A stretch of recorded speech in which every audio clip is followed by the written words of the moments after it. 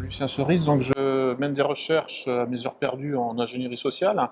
Nous nous sommes réunis aujourd'hui avec Philippe Bobola, pour parler, pour me faire comment dire, un dialogue, une discussion sur l'ingénierie sociale, puisque c'est un thème que tu travailles, sur lequel Mmh. tu travailles également. Euh, tout d'abord, alors je vais résumer un petit peu l'état de mes recherches récentes, hein. L'an dernier, j'ai travaillé sur l'articulation entre l'utopie et la ruse en politique, hein, sachant qu'en fait, l'ingénierie sociale fait la synthèse des deux. L'ingénierie sociale consiste le plus souvent à faire passer une utopie, à fabriquer le consentement des populations, hein, à une forme d'organisation politique qu'on appelle l'utopie par la ruse. Hein, puisque en général, en fait, le peuple est relativement rétif, hein, aux formes politiques utopiques. Le peuple, en général, est habitué en fait à des formes de vie, à des formes d'existence, à des formes d'organisation qu'il a déjà testées. Or, l'utopie a une dimension toujours un peu progressiste, hein, utopique, hein, comme son nom l'indique, hein. C'est-à-dire qu'en fait, ça correspond à une forme de vie en société qui n'a pas encore été validée par l'expérience. Hein, c'est un projet en fait, auquel on va essayer d'adapter la population au lieu de faire le contraire, hein. Le bon sens veut qu'on adapte, hein, les projets politiques à l'existence concrète. Et bien là, en général, les utopistes, hein, c'est une tradition politique qui remonte à loin, puisque ça remonte à Platon, hein, donc 300 avant Jésus-Christ. Les utopistes cultivent ce rêve d'organiser scientifiquement la société et donc en quelque sorte de faire rentrer, hein, le réel dans une forme conceptuelle a priori. Cette forme conceptuelle a priori correspond à un idéal, hein, mais ne correspond pas forcément à une réalité validée par l'expérience. Hein, donc il y a tout un travail à faire pour en quelque sorte adapter le réel à cette forme idéale. Hein, quand ça ne marche pas parce que le peuple n'en veut pas, parce que tout simplement c'est trop rigide en quelque sorte, hein, il faut trouver des stratagèmes, il faut mettre sur pied des subterfuges pour faire passer, pour fabriquer le consentement du peuple, hein, en fait, à cette nouvelle forme de société que l'ingénieur social veut instaurer. Donc on pourrait dire c'est l'ingénierie sociale, c'est la technique, c'est la méthode de transformation furtive de la société. Ça peut aussi s'appliquer à l'échelle individuelle. Donc la définition que je donne, c'est l'ingénierie sociale, c'est la transformation furtive des sujets sociaux, individus ou groupes. Je travaille là-dessus depuis une quinzaine d'années, depuis mars 2020, hein, même ça commence fin 2019 ou janvier 2020, eh bien le monde, hein, c'est le monde qui subit, hein, une grosse attaque d'ingénierie sociale, notamment avec la crise sanitaire, entre guillemets. Hein, en fait, bon, la crise existe essentiellement dans le récit médiatique des événements, le récit politico-médiatique, qui est lui-même totalement découplé, hein, de la réalité épidémiologique de terrain. Cette réalité épidémiologique de terrain n'a rien de spectaculaire, hein. En fait, bon, on a affaire à quelque chose qui est de l'ordre d'une grippe, hein. Mais ça a donné lieu à des extrapolations, hein, et à des extrapolations donc, dans le récit politico-médiatique de ce qui se passait, et donc en fait à des mesures, hein, totalement disproportionnées par rapport à la réalité épidémiologique de terrain. Aujourd'hui, on va discuter de ça et aussi en fait d'un autre récit, hein, qui s'appelle le réchauffement climatique. Et en particulier le réchauffement climatique d'origine humaine. Et là, je passe la parole à Philippe. Oui, merci Lucien. Alors, l'ingénierie sociale est née dans les milieux de la publicité et il y a un personnage à qui on attribue la paternité de l'ingénierie sociale. Il appelait ça la manipulation de l'opinion publique. C'est Édouard Bernays.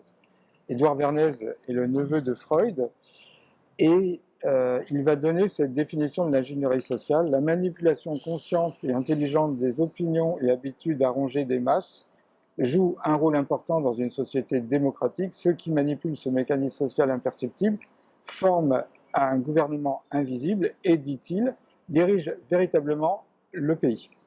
Donc, pour Édouard Bernays, ce qui est le plus important, c'est d'avoir un gouvernement invisible, c'est-à-dire des gens qui tirent la ficelle, dont on ignore l'identité, mais qui amènent une espèce d'orientation de l'opinion publique. Alors, un de ses ouvrages les plus importants, c'est Propaganda, publié en 1928. Il va, dans les années 50, publier un ouvrage qui s'appelle L'ingénierie du consentement, qui va fortement influencer Noam Chomsky, qui va parler de la fabrique du consentement.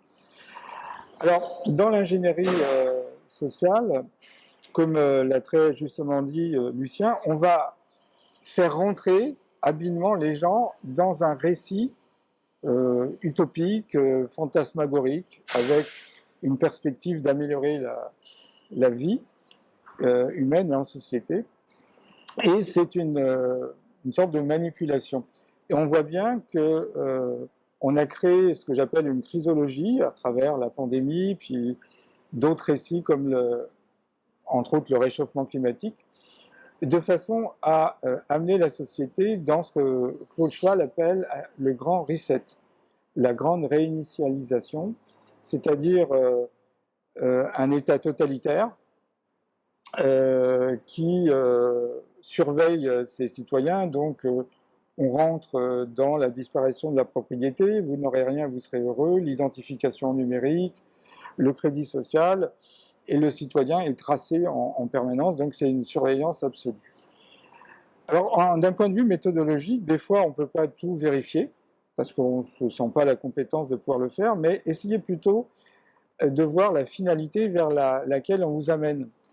Ce n'est pas une preuve absolue, mais ça nous amène à réfléchir. On voit bien, par exemple, que la chrysologie de la pandémie nous a amené à accepter contrainte le confinement, la distanciation sociale, et puis on voit bien qu'après, on va rentrer avec le pass environnemental, les crédits carbone vers une territorialisation.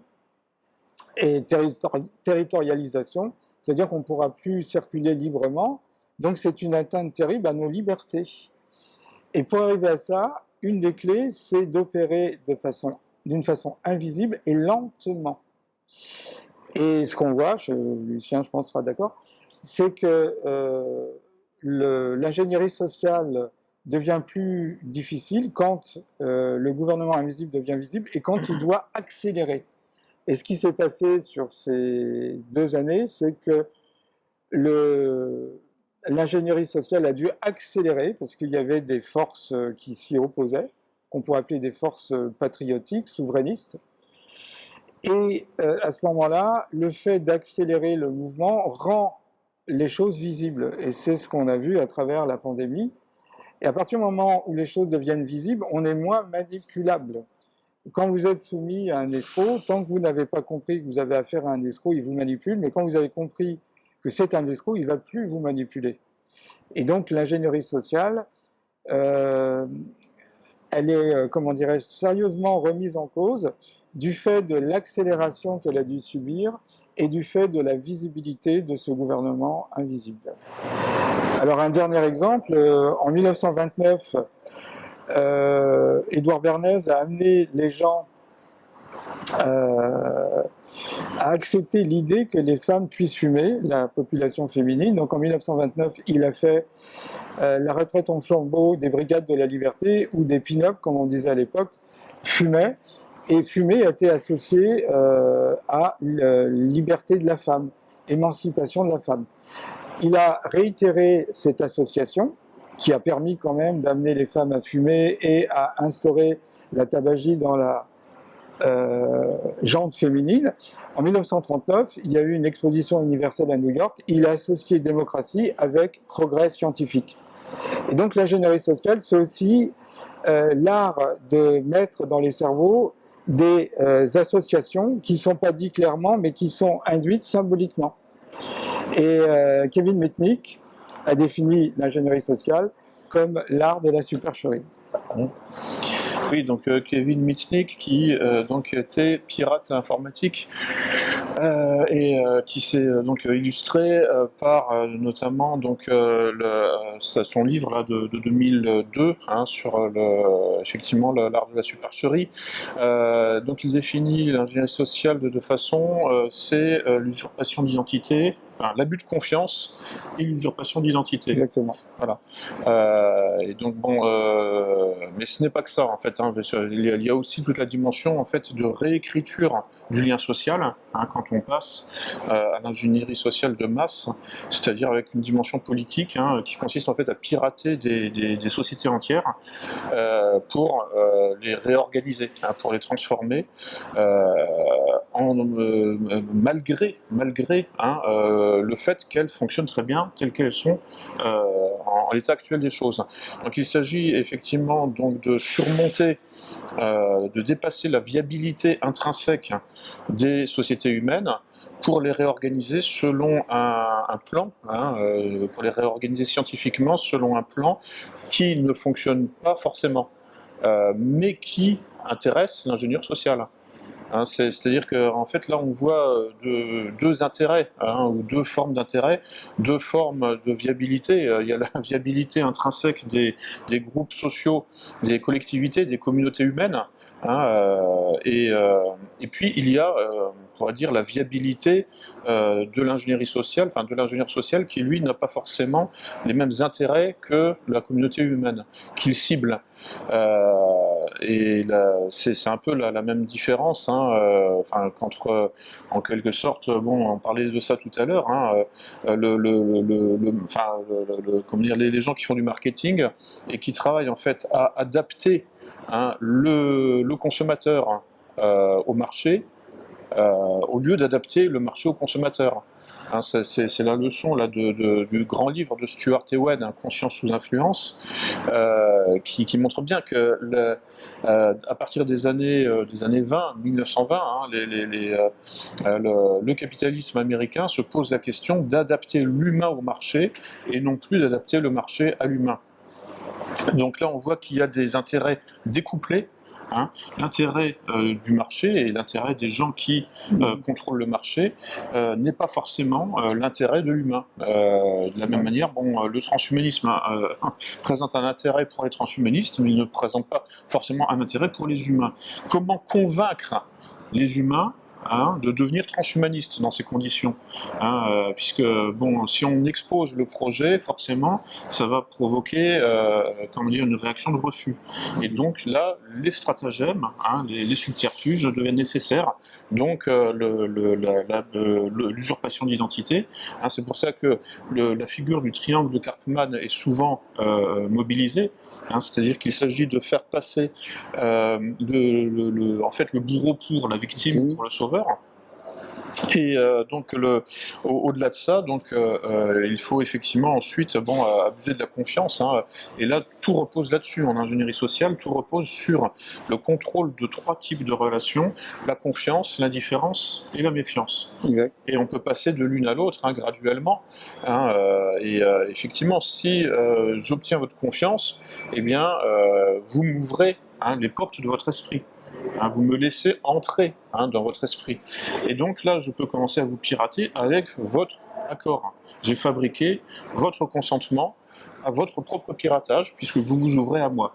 En revanche, dès que je risque, dès que je provoque, dès que je stimule votre méfiance, vous vous fermez à moi. Exact. Et donc là, je ne peux plus rentrer dans votre esprit. Et donc, je ne peux plus vous pirater. Et je ne peux plus, en fait, agir sur votre esprit, c'est-à-dire, en fait, inscrire dans vos éléments de langage mes éléments de langage. Parce que c'est ça, en fait, hein, agir sur l'esprit d'autrui, c'est faire en sorte qu'il utilise les mots que j'utilise. C'est rien d'autre que ça, en fait, hein, fondamentalement. Donc là, on a affaire, on est dans le domaine des récits, hein, des grands récits. Hein. D'ailleurs, Klaus Schwab et Thierry Malray ont écrit un deuxième livre, hein, après la grande initialisation, c'est le grand récit. Hein, en gros, c'est en résumé, qu'est-ce qu'ils disent? Ils disent on va remplacer le réel par des récits. Voilà, c'est un peu la morale de leur, la conclusion, la synthèse, hein, le résumé de leur bouquin. Et donc en fait, le pouvoir essaye toujours donc de faire que le peuple adopte la narration du pouvoir. C'est comme ça qu'on obtient en fait l'adhésion des masses. Là, j'ai l'air d'enfoncer des portes ouvertes, mais bon, genre, on ne comprend pas suffisamment jusqu'où ça va. En général, en fait, on le comprend en théorie, mais on ne comprend pas l'application. Enfin, on ne comprend pas en fait, on ne sent pas, on ne voit pas jusqu'où ça va. En fait, ça s'applique, mais vraiment, je dirais jusque dans l'intimité. Et ça s'applique notamment dans la méthode de la conduite du changement, avec inventée, c'est une méthodologie donc inventée par John Kotter, qui est un grand ponte, qui est un classique du management, et qui modélise en fait la conduite du changement en 8 étapes. Alors la conduite du changement, c'est en fait, ni plus ni moins, c'est synonyme d'ingénierie sociale. C'est comment fabriquer le consentement d'un groupe à son changement, à changer. Donc en géopolitique, ça s'appelle du regime change, du changement de régime, c'est-à-dire en fait ça passe par les révolutions colorées, ou par ce qu'on appelle des révolutions ou des coups d'État, des putschs. Et donc il s'agit pour John Kotter, donc dans cette méthode de conduite du changement, en fait, de fabriquer, c'est-à-dire d'obtenir le changement. Là, en l'occurrence, c'est plutôt dans la culture d'entreprise, dans la culture d'une entreprise, pour en fait réorganiser, faire de la réorganisation, de la restructuration en entreprise, puisqu'on parle du management, mais il y a des applications évidemment en géopolitique. Alors moi j'ai un petit peu étudié ça, pour faire une parenthèse, sur le dossier ukrainien, en fait. En réalité, ce qui se passe en Ukraine depuis 2013, ce n'est ni plus ni moins que de la conduite du changement ou de l'ingénierie sociale appliquée à l'échelle géopolitique. Avec donc, et puis bon, là, ce qui se passe depuis 2022, en fait, c'est de la contre-ingénierie sociale. Là, en l'occurrence, il n'y a pas vraiment de subterfuge ni de stratagème, puisque l'armée russe, il procède de manière ouverte, donc de manière, comment dire, sans avancer, sans se cacher en quelque sorte. Là où l'OTAN effectivement avançait à pas feutré depuis 2014 en Ukraine. Donc là, nous avons affaire, en tout cas, à une application géopolitique de principes qui peuvent être déclinés à plusieurs échelles. À l'échelle individuelle, pour pirater l'utilisateur d'un ordinateur. Échelle de l'entreprise pour faire de la conduite du changement, de la restructuration, échelle géopolitique pour transformer la donne géopolitique dans tel ou tel pays. Donc là, on voit aussi alors des projets d'échelle mondiale, donc la grande réinitialisation qui procède en s'appuyant sur donc une crise sanitaire qui est en fait un récit de crise sanitaire, et puis le récit du réchauffement climatique d'origine humaine, qui à mon avis, a moins de succès que la crise sanitaire. Donc la crise climatique, à mon avis, touche moins l'intimité, à mon avis. En fait, les gens voient ça d'un peu plus loin. Résultat, ça a moins d'impact dans l'opinion publique, puisqu'il s'agit toujours finalement de prendre le contrôle de l'opinion publique pour réécrire le récit de l'opinion publique, faire du storytelling. Le pouvoir politique, c'est souvent essentiellement raconter des histoires, de toute façon. Donc sur ce réchauffement climatique d'origine humaine, on voit que il n'y a pas le même consensus. Finalement, ça reste un peu confiné. Le succès de ce récit reste confiné au milieu écologiste, militant. Et puis ça peut-être par contamination, par cercle concentrique. Ça touche peut-être 20-30% de la population qui se sent un peu concernée par ça. Mais j'ai pas l'impression que ce soit très populaire, ça se diffuse, c'est-à-dire que ça se réplique mal dans l'inconscient collectif, dans le cerveau collectif plus exactement, puisque c'est conscient. Ça se diffuse mal, ça se diffuse plus lentement, parce que ça fait au moins 15 ans en fait qu'on nous casse les pieds avec ça. Et alors que là, pour ce qui est de la crise sanitaire, ça s'est fait très rapidement, en quelques semaines. Je ne sais pas si tu as quelque chose. Jean Monnet disait les hommes n'accepte le changement que dans la nécessité, ne voit la nécessité que dans l'urgence. Et il n'y a rien de plus urgent qu'une mort immédiate, entre guillemets, ou à courte durée. Donc le réchauffement climatique, bon, simplement, je veux dire... Ça pour le virus, là, tu parles. Oui, pour le virus. D'où l'impact émotionnel. C'est un impact émotionnel. Alors, c'est une des stratégies de l'ingénierie sociale. On crée un problème pour mieux le solutionner. Donc, voilà. On a vu au niveau de la pandémie, on crée une pandémie pour mieux la solutionner. Alors, le réchauffement climatique, c'est plutôt quelque chose qui se déploie à moyenne ou longue durée. Je dirais simplement que toute personne qui connaît un petit peu l'écologie et la science des écosystèmes sait qu'on ne peut pas réduire la complexité des écosystèmes écologiques à un paramètre, le gaz carbonique, d'autant plus que le gaz à effet de serre numéro 1, c'est la vapeur d'eau. Donc voilà, pourquoi on met en avant le gaz carbonique ou le méthane. Alors peut-être une des clés de l'ingénierie sociale, c'est de faire évoluer l'opinion publique sur un sujet donné. Généralement, on est assez consensuel, il y a ce qu'on appelle le politiquement correct, c'est l'opinion qu'il est bon d'avoir quand on est un citoyen dans la norme. Alors Joseph Overton, qui était à la fois un juriste et comment dirais-je, qui faisait également de la publicité, un publiciste, a développé ce concept de fenêtre d'Overton. On part d'une opinion impensable. Par exemple, on va prendre l'exemple qui commence à venir à pas de loup, du cannibalisme. Au départ, c'est impensable, puis on va le faire évoluer cette opinion par acceptable, puis raisonnable, puis populaire, et enfin politique. Donc, ça finira par être obligatoire. Et ça finira par être obligatoire, puisque ça s'inscrit dans la légalité, dans la loi, avec des interdits pour ceux qui ne vont pas le faire. Alors, il faut faire passer de l'acceptable, de l'impensable, à l'acceptable. Pour ça, par exemple, on réunit un groupe de scientifiques, parce que la science, c'est la religion de la fin des temps.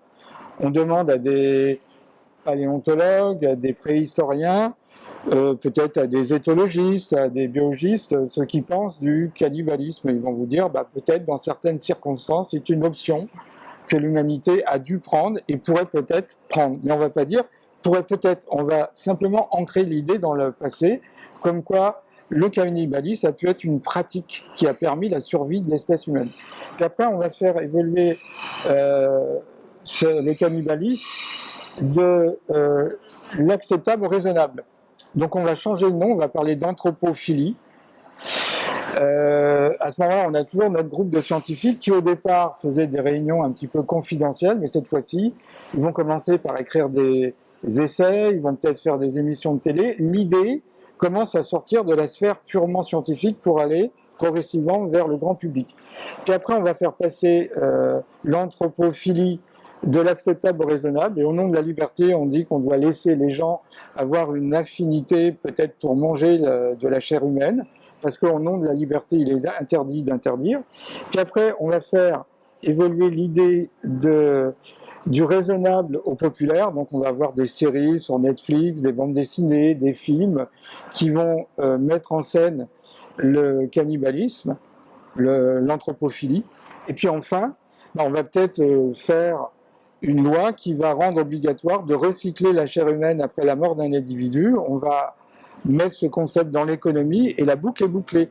On a fait passer l'opinion de l'impensable à quelque chose qui est légiféré, qui est politique. Ouais. Et donc, que ça soit une pandémie, que ça soit le port du masque, que ça soit le réchauffement climatique, on fait évoluer les opinions.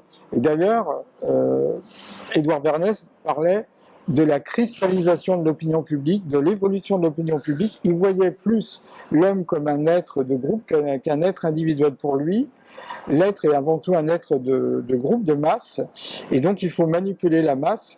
Et pour ça, l'ingénierie sociale, c'est l'art de manipuler les masses sans, évidemment, avoir l'air de le faire. Alors,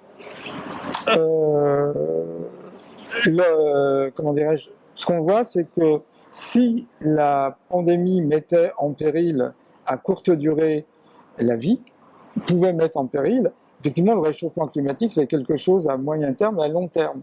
Mais le but de l'ingénierie sociale, c'est vraiment d'agir sur les trois temps, le passé, le présent et le futur. Donc on revisite le passé donc on a des narratifs qui sont modifiés, on agit sur le présent, on essaye d'avoir une perspective dirigée, orientée du futur. Alors pour les jeunes générations, effectivement, c'est le seul combat qu'on leur laisse, parce que la société est bloquée actuellement, et donc combattre le réchauffement climatique avec de bonnes volontés, de bons sentiments, que je respecte tout à fait, c'est rentrer sans en avoir l'air dans un narratif. Et donc, si l'ingénierie sociale est entre l'utopie et la manipulation, on peut dire que les gens ne voient pas la réalité telle qu'elle est, mais telle que l'ingénierie sociale leur fait voir. C'est ce qu'appelait le post-révolutionnaire catholique Joseph de Metz la réalité. Et le narratif, c'est ce que les historiens appellent le roman d'une nation, mais on pourrait dire le roman d'une civilisation. Et en fin de compte, on est au croisé d'une contre-réalité ou d'une transformation de la réalité qu'on va présenter sous des allures extrêmement bienfaitrices pour l'humanité. Et on sait très bien que l'ingénierie sociale repose actuellement beaucoup sur la technologie. Et un des grands penseurs de la technologie, c'est Martin Heidegger. Et Martin Heidegger avait essayé de trouver la philosophie qui sous-tend la science et la technique, ou la technologie. Il a trouvé le concept de Gestalt, c'est-à-dire sans limite. Et donc, dans ce qu'on pourrait appeler la technologie, elle est toujours Janus. Donc, on va mettre en avant le bon côté pour cacher le mauvais côté. Sur cet aspect ambivalent de la technique, il y a beaucoup à dire, notamment, bon, alors moi je m'inspire du concept d'archéofuturisme de Guillaume Fay, alors qui a été repris et légèrement modifié par Alexandre Dugin, qui lui parle d'archéomodernisme. Qui permet effectivement d'associer dans un seul terme, un seul signifiant, deux signifiés contradictoires, archaïsme et modernisme. Mais bon, ça c'est quand même notre destin. Nous devons être capables de réfléchir en fait à la préservation de l'identité humaine et puis des identités humaines, des peuples autochtones, etc. Sans décrochage capacitaire, comme disaient les militaires, c'est-à-dire sans renoncer à la course aux armements, par exemple, donc sans renoncer à la technoscience, sans renoncer à l'intelligence artificielle, mais en réussissant à contrôler et à brider la technoscience pour que elle n'ait pas, pour limiter ces effets de déracinement anthropologique et identitaire. Donc c'est un chapitre aussi de l'ingénierie sociale, d'ailleurs, en fait. Alors là, dans sa dimension, on pourrait dire de transformation sociale assumée, donc là, sans forcément qu'il y ait de stratagème ou de piratage, mais dans sa dimension simplement utopiste, c'est-à-dire de contrôle conscient de l'organisation de la société. Parce que, bon, c'est quelque part, on est tous post-hegeliens. En gros, Hegel distinguait deux âges dans l'histoire de l'humanité, avant lui, après lui. Donc, avant lui, l'humanité n'est pas consciente de ce qu'elle fait. Avec lui, elle devient consciente. Et donc, elle peut prendre, grâce à son œuvre, son destin en main, en prenant le contrôle conscient de son développement. Bon, alors, il y a une leçon à tirer de ça. Bon, évidemment, je veux dire, en fait, on n'arrive jamais à épuiser l'inconscient. Il y a toujours des choses à mettre en conscience. Donc, le processus de mise en conscience de l'inconscient que Hegel a explicité, à théoriser, est infini. En fait, ça s'arrête pas avec lui. On lui disait, ça s'arrête avec moi. Et après moi, il n'y a plus d'histoire. C'est-à-dire que ça ne se fait, tout a été mis en conscience. Et voilà, ça ne se fait. Après, il n'y a plus que des parodies. Mais bon, en réalité, donc il y a quelque chose à reprendre chez Hegel au niveau du mécanisme que la psychologie, en fait, aussi applique. La psychanalyse, c'est rien d'autre que ça, ou la psychologie, c'est mettre en conscience l'inconscient. Pour mettre, en fait, des contenus inconscients en lumière le plus possible, en fait, pour être le plus conscient possible de nous-mêmes. C'est bon, un mécanisme assez classique, en fait, ce que la Renaissance appelait l'honnête homme, quoi, en fait, c'est-à-dire ou ce que les Grecs, la phrase de Socrate, connais-toi toi-même. Voilà, ça c'est vraiment c'est universel et c'est de la philosophie classique. Moi, je rebondirais sur la technique. L'homme a toujours été un aigle de technique, hein. On voit bien le roi Gourand. La technique fait partie de l'évolution de l'homme. Bergson allait jusqu'à dire que l'homo faber, le fabricant d'outils, avait fait évoluer son cerveau. Il y avait une rétroaction de la main qui transforme la matière pour être un prolongement de cette main. Le bâton est un prolongement de la main et ça rétroagissait sur le cerveau. Donc l'homo faber crée l'homo sapiens et l'homo sapiens sapiens. Mais là, c'est autre chose parce que le transhumanisme n'est pas simplement le prolongement d'un organe, comme les lunettes sont l'amélioration de la vue, c'est une transformation fondamentale de l'être humain dans le but de modifier l'homme, d'en faire un homme façonnable, comme un outil qui sortirait d'une usine, qui soit dépourvu de tout affect, malléable à merci, comme un objet industriel. Et donc, ce qu'on voit bien dans l'ingénierie sociale, il y a plusieurs dangers. Premièrement, une augmentation de la fracture sociale, parce que si vous avez un exosquelette, vous avez des puces qui augmentent votre capacité cognitive, que devient l'homme normal? Vous voyez très bien qu'assez rapidement, on arrive à la notion de racisme technologique, que j'appelle le techno-racisme. Et puis, il y a un risque de dépendance à la marchandisation, au service public, et puis il y a un risque pour la société. Alors, rappelons, selon Claude Lévi-Strauss, le racisme repose sur 4 points.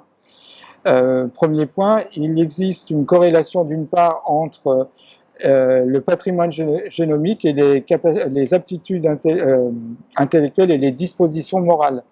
Deuxième point, ces aptitudes et dispositions morales sont communs à tous les membres d'un même groupement. Troisième point, ces groupements humains peuvent être classés et hiérarchisés en fonction de la qualité de leur patrimoine génomique. Et au nom de cette classification, quatrième point, on peut dominer, voire exterminer des races dites inférieures, parce qu'il y a des races dites supérieures. On voit bien qu'assez rapidement, les gens qui refuseront le transhumanisme seront des sous-hommes. Donc on introduit une nouvelle forme de racisme entre l'homme augmenté et l'homme qui ne sera pas augmenté.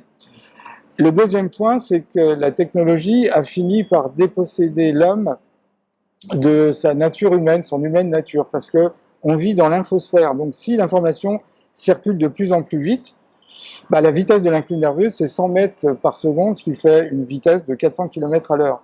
Mais on parle d'ordinateurs qui vont de plus en plus rapidement, on parle même d'ordinateurs quantiques, qui auraient une vitesse d'information circulante de l'ordre de 100 000 km à la seconde, voire la vitesse de la lumière, ce qui fait un rapport 1 million entre la vitesse de l'influx nerveux et puis la vitesse de circulation de l'information. Donc là, il y a deux solutions. Ou bien l'homme renonce à être écrasé par la technologie en abandonnant cette même technologie, ou bien, c'est plutôt l'option du Forum économique mondial, il se hisse à la hauteur de la technologie, donc de l'intelligence artificielle, des ordinateurs, et à ce moment-là, il devient un homme augmenté, mais au risque de perdre son humaine nature. Et on est un peu piégé, évidemment, on nous fait miroiter une durée de vie plus longue, parce que dans le transhumanisme, concrètement, on a un ralentissement du vieillissement, voire un arrêt du vieillissement, peut-être même l'immortalité. On a une augmentation des capacités cognitives, empathiques et créatives. Et puis, rentre dans le monde de l'interconnexion, de l'action à distance, de l'action par la pensée, des vêtements interconnectés. L'homme devient un être interconnectable. Mais on voit bien que toutes ces propriétés qui augmentent les capacités de l'homme se font au détriment de son humaine nature. Donc, voilà, rentrer dans cette vision du futur, comme disait Hawking, c'est prendre le risque de voir l'humanité telle qu'elle est actuellement disparaître. Oui, et alors le vrai problème, c'est que nous sommes tous engagés sur cette voie, puisque en fait personne ne va renoncer à la technoscience. C'est-à-dire que on est piégé. C'est-à-dire qu'en fait, là, pour comprendre ce qui se passe, il faut prendre comme grille de lecture la théorie des jeux, qui permet de modéliser les rapports de force. c'est-à-dire les interactions conflictuelles décentralisées, hein, ou les interactions en fait les interactions concurrentielles, hein, pour commencer, les interactions concurrentielles, puis les interactions conflictuelles éventuellement. Mais ces interactions concurrentielles obligent chaque acteur du système, hein, à donner le meilleur de lui-même, hein, et puis surtout en fait à prendre le même chemin que le concurrent. Hein, donc il y a en fait des phénomènes de convergence, ce qui fait que même par exemple si nous ne voulons pas aller vers le transhumanisme, hein, dans la mesure où notre concurrent lui va vers le transhumanisme, ça lui donne un avantage concurrentiel, un avantage compétitif sur nous, hein, avec le soldat, avec toutes les capacités d'augmentation, hein, physique, hein, ou même peut-être intellectuelle. Et donc le risque, c'est de se retrouver en décrochage capacitaire. Hein, c'est-à-dire en fait tout simplement de se désarmer soi-même, hein, c'est-à-dire de renoncer à la compétition. Et là, en fait, on laisse justement, hein, le concurrent gagner, parce que tout simplement nous avons déserté nous-mêmes le champ de bataille. Donc l'adversaire gagne par forfait de nous-mêmes, quoi. Enfin, nous perdons par forfait, et nous perdons en fait parce que nous avons renoncé à la bataille, hein. Nous avons renoncé à la compétition. Donc ça, c'est pour ça que en fait là nous sommes pris dans une espèce de piège, mais qui est en quelque sorte, je dirais, la tragédie de l'humanité, hein, c'est le prométhéisme, qui est mis en scène notamment par Kubrick là, dans 2001, hein, c'est-à-dire que nous ne pouvons pas renoncer à l'augmentation des capacités humaines par la technoscience. C'est impossible. Si moi j'y renonce, mon concurrent n'y renonce pas. Et donc, en fait, Je suis entraîné. je me retire moi-même du rapport de force et de la compétition. Et donc j'accepte de renoncer à ma souveraineté, hein, puisque l'avantage compétitif de l'adversaire lui permettra, De me dominer, tout de ça. me dominer, en tout cas de gagner, hein, le rapport de force dans lequel nous sommes engagés. Donc c'est tragique, hein, c'est-à-dire qu'en fait c'est négatif, mais on peut pas en sortir. Enfin du moins c'est donc ensuite alors bon il y a la seule solution de cette question-là, moi que j'ai trouvé dans l'histoire, enfin dans l'histoire dans la culture, bah, c'est la solution de Frank Herbert là dans Dune, hein, c'est-à-dire bah, il va falloir en fait en finir avec les machines intelligentes un jour. C'est-à-dire que c'est ce que Frank Herbert imagine, hein, dans sa série de science-fiction Dune.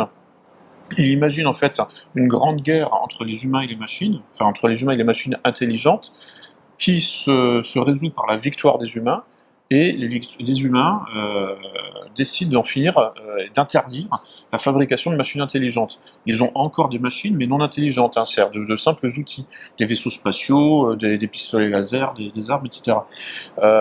Mais pas de machines intelligentes. Un jour, il va falloir en venir en fait à cette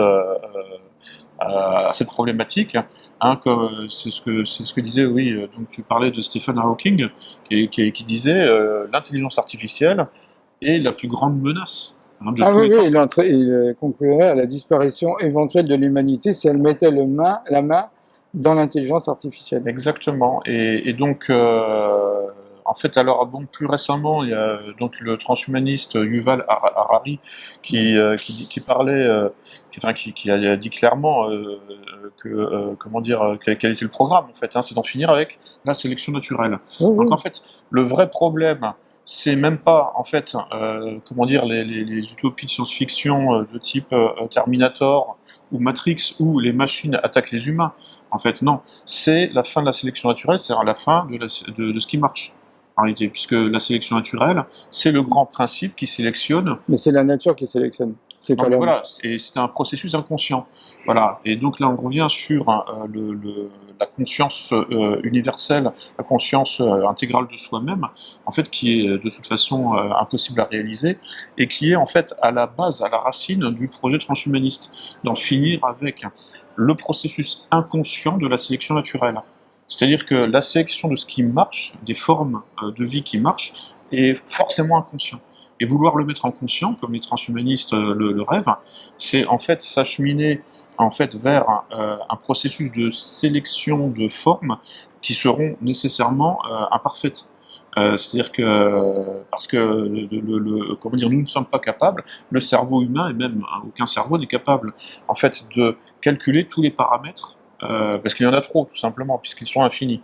Hein, c'est-à-dire que de proche en proche, hein, par effet papillon en quelque sorte. Il y a un art combinatoire qui aboutit à des chiffres astronomiques, quoi. Bah, c'est ça, voilà. Et bon, en fait, Le simple, on n'arrive pas à modéliser le déplacement d'une bactérie dans un liquide, voilà. donc voilà.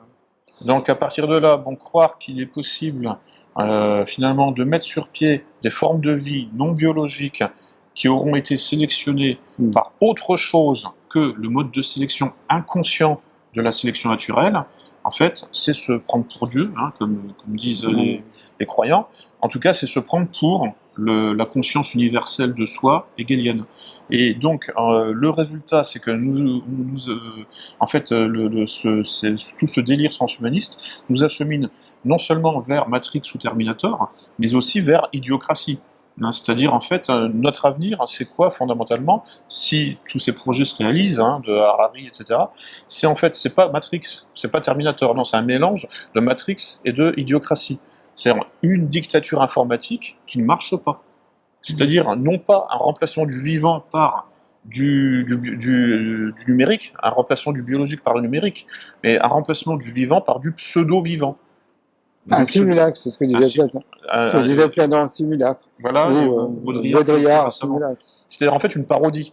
C'est-à-dire que ce que les transhumanistes nous promettent, c'est une parodie biologique qui ne marchera pas, en fait, tout simplement. Donc c'est encore pire, quoi. En fait, c'est en fait une forme de vie parodique de la vie biologique, mais qui sera boiteuse, bancale et non viable et non fonctionnelle. Donc c'est l'effondrement assuré. Par excès par mégalomanie en fait, par excès de confiance dans les pouvoirs de la raison. Mais un conflit aussi qui est propre à l'Occident, parce que quand on regarde le rapport à la nature, vous avez des cultures qui établissent une alliance, on pourrait presque dire une symbiose avec la nature. Et l'Occident s'est toujours méfié de la nature. Elle a un complexe. L'Occident a un complexe d'infériorité vis-à-vis de la nature. Et si on est dans une approche adlérienne, on pourrait dire que tout complexe de supériorité cache en fin de compte un complexe d'infériorité. C'est un des points fondamentaux de la psychanalyse adlérienne. Et donc, on voit bien que Descartes est comme maître et possesseur de la nature. La nature n'est pas domptable par l'homme occidental. Et donc, progressivement, il y a eu un premier volet qui est le transhumanisme animal ou végétal, et puis le dernier volet qui est le transhumanisme, non, je me suis trompé, la transgénèse animale et végétale, et un dernier volet qui est le transhumanisme. Et donc, tu penses aux OGM, en fait. Oui, les OGM, voilà, les OGM modifier le génome. Donc, c'est un programme où l'Occident se substitue à l'évolution, à la nature, au divin, et essaye de transformer cette nature qu'elle ne peut pas dominer dans une nature entièrement fabriquée par elle, au risque d'aller vers des égarements et des impasses et des catastrophes. Et on voit bien d'ailleurs dans les laboratoires P4, on prétend simuler les mutations que pourrait prendre un virus ou une bactérie, mais on n'a jamais réussi. Parce que la nature, elle va prendre des voies que l'homme n'aura pas forcément eu l'idée de prendre. Donc la nature, elle est imprévisible. Et lorsque la nature sélectionne, c'est au nom de 3,5 milliards d'années d'évolution, au bas mot, alors que l'homme, quand il décide de sélectionner quelque chose, c'est au nom de quelques siècles, voire de 50 ans d'années d'existence. Ça n'a rien à voir, l'échelle de temps n'est pas du tout la même. Donc, comme disait Yuval Noah Harari, l'homme est piratable, mais à partir du moment où le piratage est dénoncé, l'homme devient moins piratable. Oui, tout à fait. Ouais. Donc, oui, parce que précisément, alors on est toujours dans cette articulation dialectique du conscient et de l'inconscient. Hein. Quand on est conscient que quelqu'un essaie de nous pirater, bon, ça devient beaucoup plus difficile pour le pirate de nous pirater. En revanche, le fantasme directeur du transhumanisme, le fantasme qui fait un peu en quelque sorte le bruit de fond, la ligne directrice, oui, voilà, l'assise calcaire, la toile de fond, en fait, c'est la maîtrise totale de soi-même, la maîtrise totale de soi, c'est le cogito cartésien. Oui, le risque de totalement... gommer l'affect, l'irrationalité, l'imprévisible, le probabiliste, le stochastique. Exactement, ce qui n'est d'ailleurs pas possible. Donc en réalité, on a affaire à une forme de pensée qui est en fait ce que les psychologues appellent un fantasme. C'est une image en fait, que l'on poursuit, qui est toujours devant nous et qu'on ne réalise jamais. Mais par contre, on peut produire des catastrophes en poursuivant cette image fantasmatique, qui ne correspond à aucune réalité, qui correspond simplement en fait à une projection idéalisée de soi-même. C'est-à-dire qu'en fait, le transhumanisme, c'est simplement l'image idéalisée de soi-même des transhumanistes. C'est irréalisable. Excuse-moi, je termine. Non, c'est irréalisable, et en fait, le vrai problème, ce sont tous les dommages collatéraux que ça entraîne dans le processus utopiste, en fait, de réalisation du fantasme. Voilà, excuse-moi. Non, c'est moi, j'avais agi un petit peu au quart de tour. Mais ce qui est intéressant, c'est que dans les régimes totalitaires, on a toujours la volonté d'avoir un homme nouveau, un homme parfait, que ce soit l'homo soviéticus ou l'homme qui était modelé par le Parti communiste chinois, qui devait être débarrassé de toute la culture bourgeoise avec la révolution culturelle. On voit bien qu'on est dans un régime totalitaire qui tente d'avancer, parce que le fantasme prend une nouvelle direction. C'est l'homme augmenté, technologique, le nouvel homme. Alors, cette vision presque fantasmagorique, mais également paranoïde, William Black, si on le prononce à l'anglaise, qui était un poète graveur, a eu cette phrase prophétique « Dieu nous protège du sommeil de Newton et de la pensée unique ». C'est une phrase du XVIIIe siècle. Le sommeil de Newton, c'est le rêve de la calculabilité, la quantifiabilité, tout calculer, tout, alors que ça soit par des équations, par des chiffres, par des nombres, par des programmes informatiques. Et puis la pensée unique, il avait compris que si la pensée devient calculante, c'est ce que disait Heidegger, la pensée méditante a été remplacée par la pensée calculante, à ce moment-là, la science prend le dessus sur les autres disciplines, les arts, et c'en est fini de la dimension artistique de l'homme au profit d'une dimension technologique dont le fantasme est le contrôle absolu.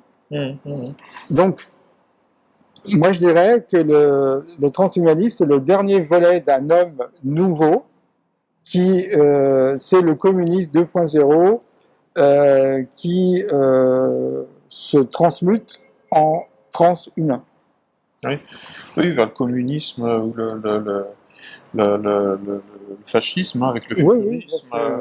Tous les systèmes totalitaires fascisants dont la volonté de maîtriser les individus. Et le capitalisme et le libéralisme aussi, puisque le libéralisme a une anthropologie particulière qui est fausse, entièrement fausse, qui est individualiste et qui croit au libre arbitre. C'est en fait à cette capacité justement de l'individu de s'autodéterminer.